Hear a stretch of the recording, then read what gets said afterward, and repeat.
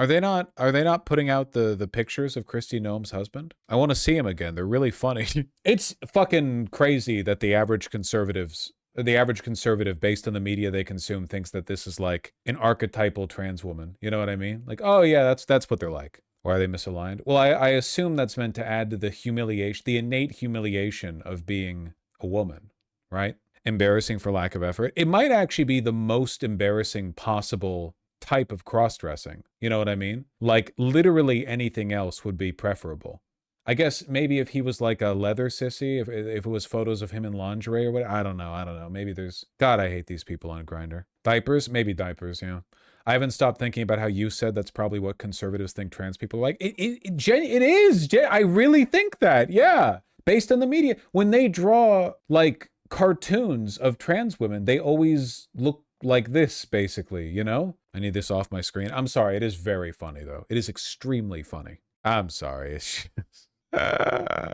Stop scrolling. What the it's just very funny. I'm sorry. If you're transgender and you feel put upon in any way, please understand that this is not you. I know that you could post a picture of like Conan the Barbarian and the average internet brain poison transgender woman would go mogs me, but it does not in fact mog you.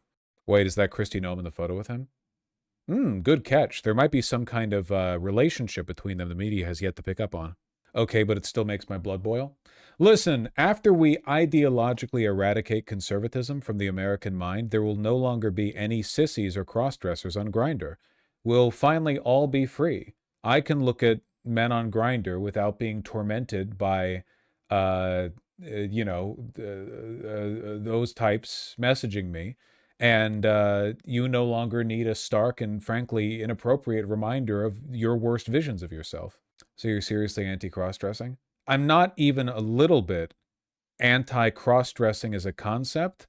I am militantly against cross-dressing as a subculture, if that makes any sense. Which is to say, not all people who cross-dress fit into that subculture. But when you say cross-dresser, or CDs as it's normally referred to on Grindr, you're referring to an archetype of person which is slightly demonic, in my opinion. Yeah, it's like femboys, right? Where like the concept of a feminine guy is fine. God be with you, right? But the archetype of a femboy in many cases is not fine. All sissies, however, are going to hell. Are femboys cross-dressers? Literally, yes. In practice, no. Conceptually, no. In a technical sense, yes, but no, they're different. It's a semantic. Conservatives cosplay? I guarantee you that conservatives are very overrepresented in the aforementioned cross-dresser, sissy, Grindr, so on and so forth. You know what I mean? Guarantee you. Easy.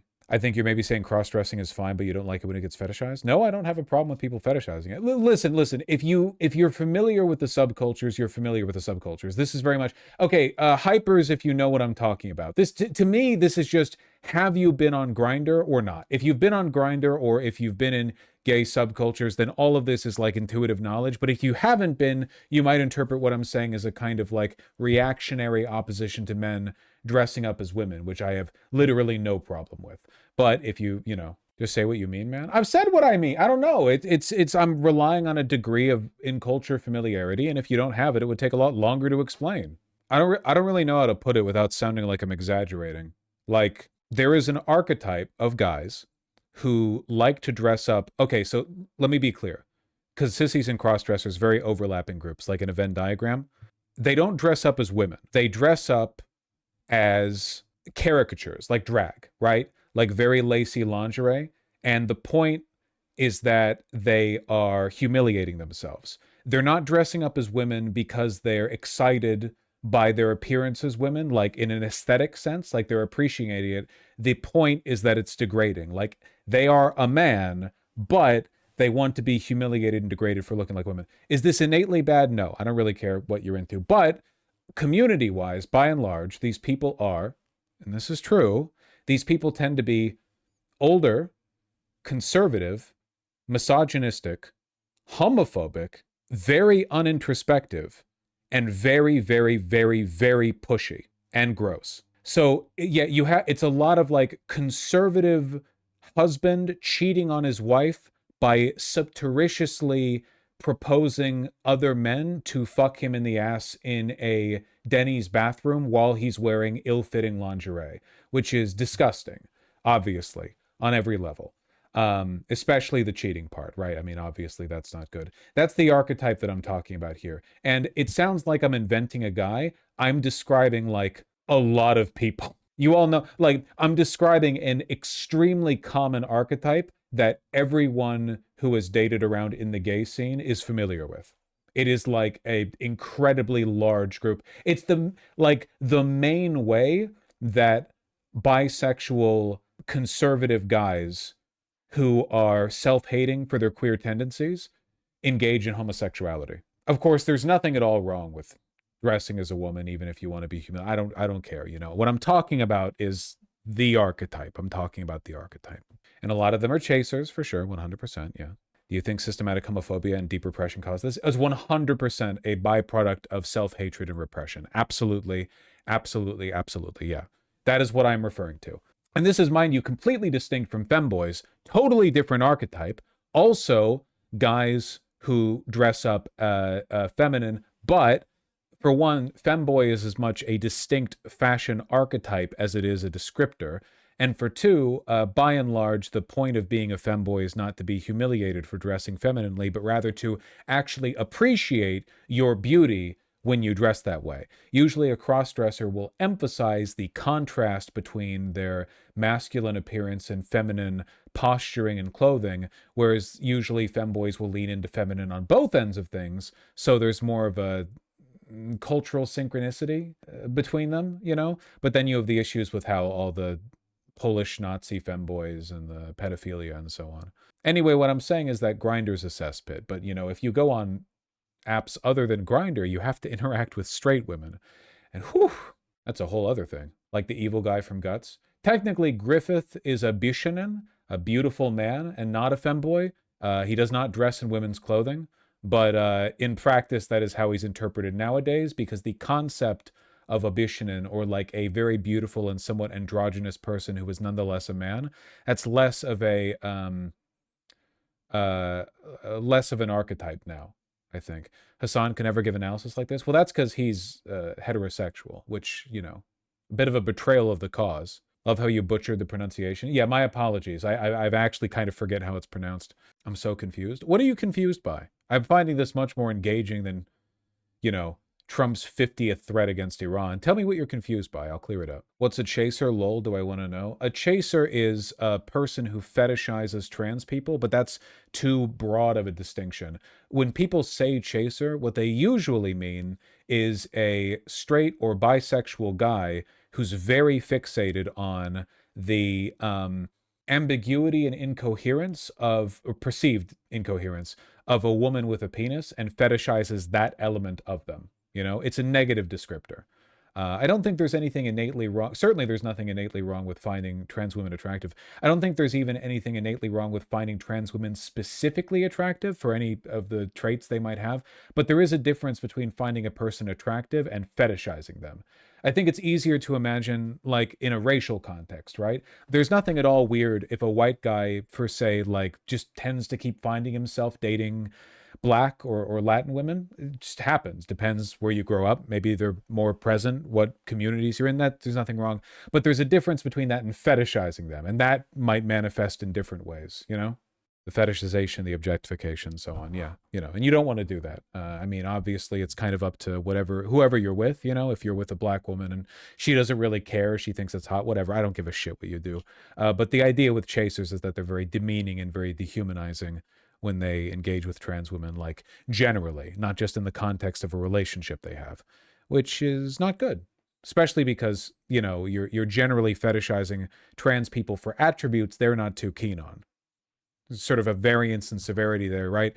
Like if you're into tall women and you tend to find yourself going after trans women a lot, I don't think a lot of trans women would necessarily mind that too much because, height's often a desirable characteristic. But if you're going after them because a lot of them have a penis, a lot of them do not, in fact, want to have a penis. So, you're kind of, you're sort of rubbing salt in the wound a little bit, so to speak. But it depends, talk to people, whatever. I hate being 6'5" as a trans woman. 6'5" is very tall. That's true. That is true. So what makes some fetishes okay and some bad? Probably the extent to which your fetishization of a person or a person's attributes overlaps with the likelihood of you contributing to any discriminatory behavior in the real world, right? Like, most people don't talk about a foot fetish being potentially exploitative because everyone has feet. Reminding a person that they have feet isn't really like harmful to them. But if you're fetishizing their race or they're being transgender or whatever, it's more likely you're overlapping with tropes, right? You get what I mean. That's a good bit, Sophie, for sure. God, this is so funny. Dude, this is 101 shit.